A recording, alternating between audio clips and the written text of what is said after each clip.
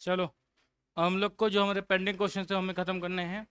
ठीक है, हम लोग 34 में से 20 क्वेश्चंस कर लिए थे पिछली बार, अभी हमारे 14 क्वेश्चंस बचे हुए हैं। ठीक है, तो शुरू करते हैं पहला क्वेश्चन से। Which are the following among the following are the capital goods and which are the consumer goods. ये बताओ कैपिटल गुड्स क्या थे और कंज्यूमर गुड्स क्या थे, बताओ आइडिया।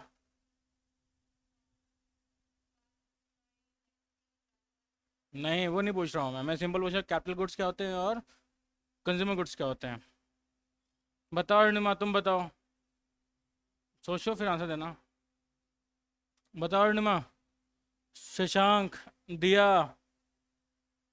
रीता, बताओ भाई कि कैपिटल गुड्स क्या थे और कंज्यूमर गुड्स क्या थे हमारे। हम्म,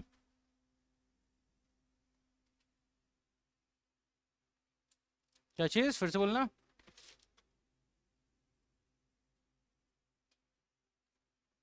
ठीक है, ठीक है, मतलब भाई सिंपल सी बात है, कैपिटल गुड्स वो गुड्स हैं जो प्रोड्यूसर यूज करते हैं फॉर द फर्दर प्रोडक्शन, और कंज्यूमर गुड्स क्या हैं, वो एंड यूजर्स होते हैं हमारे। ठीक है, अब जैसे मान लो car use as a taxi, तो ये क्या है, कैपिटल गुड्स है कि कंज्यूमर गुड्स है। कैपिटल गुड्स, तुम कैपिटल गुड्स, बाकी कोई है जो कंज्यूमर गुड्स बोल रहा है। हम्म, नहीं है कोई, चलो आगे देखते हैं। मतलब ये हमारा कैपिटल गुड ही है, क्यों, इससे क्या है, वो यूज कर रहा है किस पर्पज से, for the further production, mean further service के लिए यूज कर रहा है वो। अब बताओ रेफ्रिजरेटर इन अ होटल, ये क्या है, कैपिटल गुड्स है। Air conditioner in a house, क्या है ये कंज्यूमर गुड्स है। ठीक है, एक ही बच्चा आंसर दे रहा है, बाकी कोई आंसर नहीं दे रहा है। चलो, अब नेक्स्ट क्वेश्चन देखो। Explain this circular flow of income, तो भाई अर्णमा तुम आंसर दो, दिया तुम रेडी रहना इसके बाद यही सेम क्वेश्चन आंसर देने के लिए। ठीक है, what is circular flow of income, क्या होता है सर्कुलर फ्लो ऑफ इनकम, मैं परसों क्लास समझाया भी था।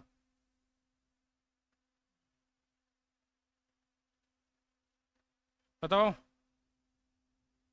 तुम बताओ।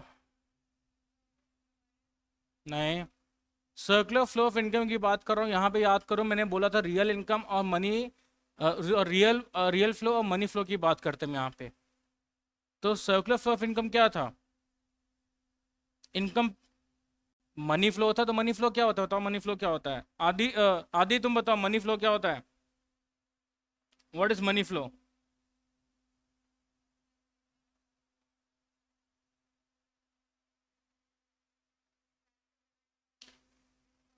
अब ये बताओ, पहला जो इनकम फ्लो होता है वो पहले कहाँ से कहाँ होता है, कोई इसका आंसर दे दो।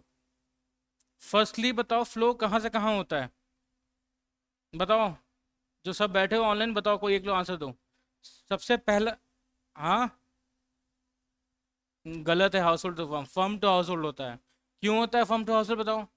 क्योंकि सिंपल सी बात है कि जब एक फैक्टर से प्रोडक्शन, जब मैं काम करने जाऊंगा लेबर लेबर के रूप में, तब मुझे पैसा पहले मिलेगा ना, तब तो मैं एक्सपेंडिचर करूंगा। तो सबसे पहला स्टेप क्या होता है हमारा, flow of a income as in a form of factor income from firm to household. ठीक है, चलो, अब दूसरा सुनो, अगला क्वेश्चन क्या है, सेम पे, मतलब तुम्हें पूरा देखो कितने साल आया है, 9 में भी आया, 10 में भी, 12, 13, 15, 17, इन सब में तो लगातार ये क्वेश्चन नॉर्मल आता ही आता है हमारा ये। ठीक है, अब अगला देखते हैं। Distinguish between stock and flow, सबको क्लियर था ये आंसर, कोई है जो अभी भी इसमें कंफ्यूज है। नहीं है, चलो चलो आगे देखते हैं हम लोग। अब हम बात करते हैं यहाँ पे, which among the following are the final goods and which are the intermediate goods. तो बताओ, milk purchase by the tea staller, तो क्या है ये, इंटरमीडिएट गुड्स है कि फाइनल गुड्स है, बताओ भाई। क्या, इंटरमीडिएट गुड्स है, क्यों, क्योंकि यहाँ पे जो टी सेलर है जो चाय बेच रहा है, वो उस दूध से चाय बना के बेच रहा है ना, तो उसके लिए इंटरमीडिएट गुड्स हो गया वो। बस परचेज बाय अ स्कूल, क्या है ये, इंटरमीडिएट गुड्स है कि फाइनल गुड्स है ये, it is a final goods, बिल्कुल सही आंसर, फाइनल गुड्स है ना, क्लियर। चलो, juice purchase by a student for the school from the school canteen, ये क्या है, फाइनल गुड्स, ठीक है, हाँ। अब बेटा अब आगे concept, state the meaning of retained earning. अच्छा चलो मैं क्वेश्चन पूछता हूँ, ये बताओ रिटेन्ड अर्निंग किसका पार्ट था? बताओ रिटेन्ड अर्निंग किसका पार्ट था? मैंने ये चीज कहाँ पढ़ाया था बताओ सबको, बोलो।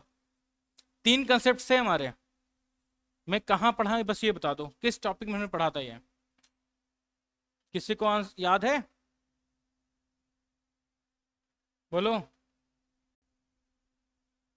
एनीवन? शशांक, बताओ याद करो।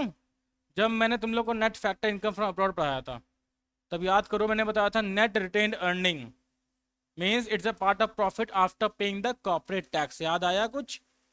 किसी को याद आ रहा है ये? नहीं आ रहा है? नोट्स जब भेजता हूँ ओपन करके फिर से कोई पढ़ता नहीं है ना? चलो अब अगला बात, अगला पढ़ते हैं हम लोग।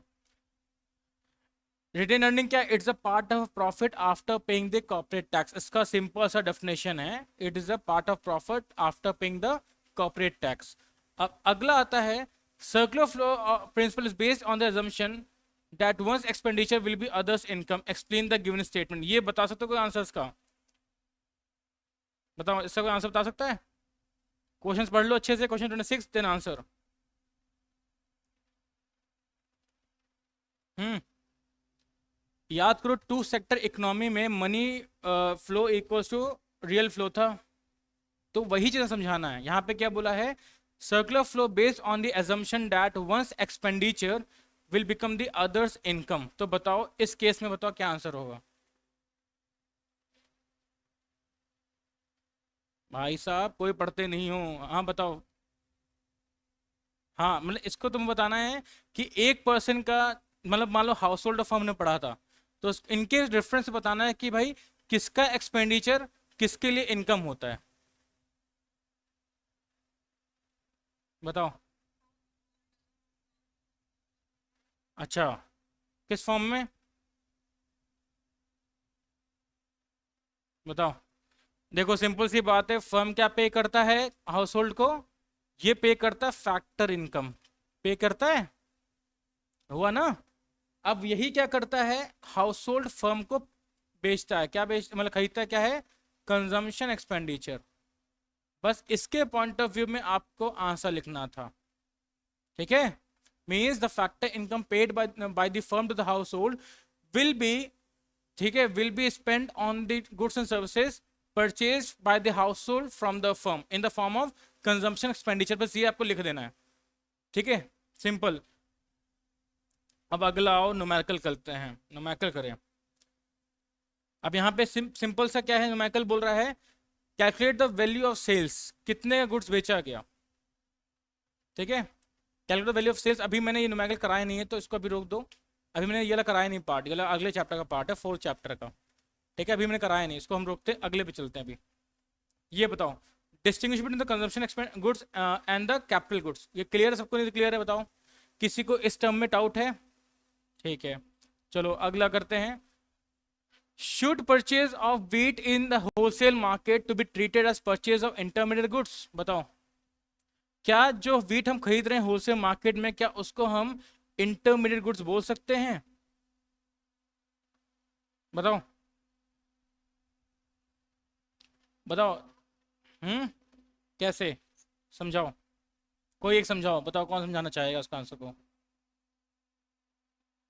हम्म, बिल्कुल, जो तो वर्ड है ना, तो वर्ड, इस वर्ड को बताना है, मतलब it depends upon the end user. अगर वहीं पे एक फ्लोर मिल वाला, आटा चक्की वाला है, अगर उसके गेहूं खरीदता है, आटा बना के बेच रहा है, तो उसके लिए क्या हो गया, वो इंटरमीडिएट गुड्स हो गया। अगर वहीं पे एक कंज्यूमर अपने घर पे लाके उससे आटा बना के रोटी बना रहा है, कुछ अदर काम कर रहा है, तो उसके लिए वो क्या हो गया, फाइनल गुड्स हो गया। तो आपको जब इसको समझाना होगा तो इन दो टर्म्स में समझाना पड़ेगा, अलग अलग नहीं कर सकते, मतलब इसमें बताओगे it depends upon the end users, ठीक है? क्लियर है ये कैसे आंसर देना है? दोनों ही आंसर सही थे, बस आपको इसे समझाना होगा, लिखना होगा प्रॉपर वे में। अब अगला पढ़ते हैं। Final goods include only those goods which are consumed by household, ठीक है, ध्यान से पढ़ना। आप इसको बताना है क्या स्टेटमेंट सही है कि गलत है, विथ रीजन। तो बताओ कौन इसके अगेंस्ट में है, कौन इसके फॉर में से स्टेटमेंट के। फिर से पढ़ता हूँ, क्वेश्चन क्या है, फाइनल गुड्स वो सारे गुड्स हैं जो हाउस होल्ड कंज्यूम कर रहे हैं। बताओ।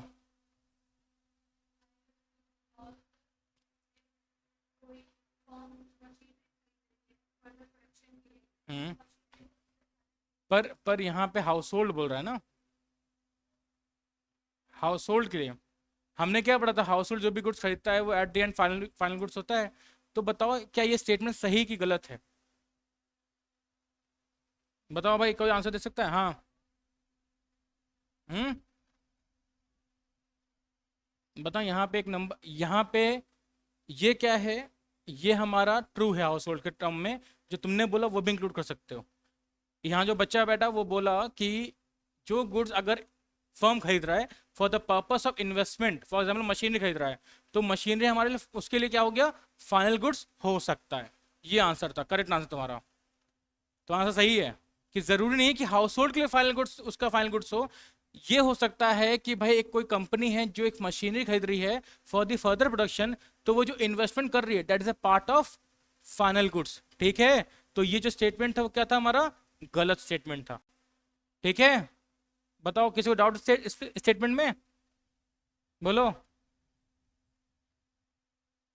हाँ, अब देखो मैं फिर से बता रहा हूँ, मैंडेटरी नहीं है कि जो हाउस होल्ड सारे गुड्स खरीद रहे हैं वही फाइनल गुड्स हो।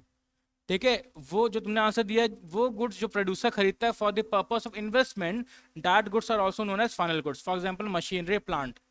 ठीक, क्लियर? अगला देखते हैं, give reason and identify the whether the following are the final expenditure और द इंटरमीडिएट एक्सपेंडिचर। तो बताओ, expenditure on maintenance of office building, तो ये क्या होता है, फाइनल एक्सपेंडिचर है कि इंटरमीडिएट एक्सपेंडिचर है ये? हाँ, आपने अकाउंट से पढ़ा था? इंटरमीडिएट कौन बोल रहा है इंटरमीडिएट?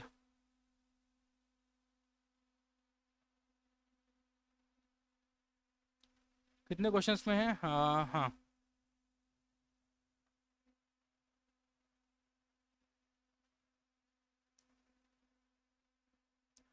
इंटरमीडिएट सही है। It is routine operation cost. इसको लिख लो, आंसर इसको लिख लो, ये क्या है, it is a routine operation cost. मतलब ये क्या है, ये एक रेगुलर बेस पे होता है, तो ये हमारे लिए क्या होगा, इंटरमीडिएट हो गया। अब अगला आता है expenditure improvement of machine in the factory. Improvement में खर्चा हुआ है, तो ये क्या होगा हमारा, फाइनल कि हमारा इंटरमीडिएट? बताओ। अगर मान लो तुमने कोई कोई नई मशीनरी खरीदी, एडवांस मशीनरी, तो एडवांस मशीन जो इन्वेस्टमेंट कर रहे हो वो क्या होगा हमारा, फाइनल होगा कि हमारा इंटरमीडिएट होगा? ये क्या होगा हमारा, फाइनल होगा, फाइनल। क्यों होगा? क्योंकि यहाँ पे हमने एसेट में इन्वेस्ट कर दिया है। ठीक है, ध्यान रखना ये चीज। अब अगला देखते हैं, should the following be treated as a final expenditure और a intermediate expenditure? Give reasons for your answer. Purchase of furniture by a firm, तो ये क्या है, फाइनल है कि इंटरमीडिएट है? बताओ। मैंने फर्नीचर खरीदा, मतलब मैं कोचिंग में फर्नीचर रखे हैं, तो ये फर्नीचर किस क्या है, फाइनल है कि इंटरमीडिएट है? फाइनल है। ठीक है, एंड यूजर मैं ही हूँ, बस इसके थ्रू में प्रोडक्शन करो, दैट मीन्स मेरे लिए इन्वेस्टमेंट है, तो याद रखना, इन्वेस्टमेंट और दूसरा क्या होता है हमारा, कंजम्पशन एक्सपेंडिचर, ये दोनों क्या है हमारे, फाइनल गुड्स पे होते हैं। अगला बताओ, expenditure on maintenance by a firm, तो क्या होगा ये, इंटरमीडिएट। क्यों होगा? कभी भी खर्च कर सकते हो, बिल्कुल सही। ठीक है, रेगुलर बेस हो गया है, या फिर बोल दो, हाँ रेगुलर बेस बोल दो उसको, रेगुलर बेस। ठीक है, अब दो क्वेश्चन और बचे, इसका मैं अगला चैप्टर रिवाइज कराऊंगा। Categorise the following the stock and variables. Losses क्या होता है, स्टॉक है कि वेरिएबल है हमारा, सॉरी फ्लो है, स्टॉक है कि फ्लो है, ये बताओ। लॉसेस, लॉस क्या होता है, फिक्स रहता है चेंज होता रहता है? बताओ। चेंज होता है, तो ये क्या है हमारे लिए, फ्लो है। कैपिटल क्या है हमारा, ये स्टॉक है। प्रोडक्शन क्या है हमारा, फ्लो है। वेल्थ क्या हमारा, स्टॉक है। ठीक है, चलो। अब आखिरी क्वेश्चन तो सेम है, बेसिक है हमारा, इंटरमीडिएट गुड्स और फाइनल गुड्स में डिफरेंस बताओ। देखो इतने दो चैप्टर्स के हमने क्वेश्चन कराए हैं इसमें बस। पहला चैप्टर और अगला चैप्टर का क्वेश्चन कराया, 2 चैप्टर्स का। तो इसमें समझ गया ना, अब दोनों चैप्टर्स क्लियर है कि नहीं क्लियर तुम लोग को?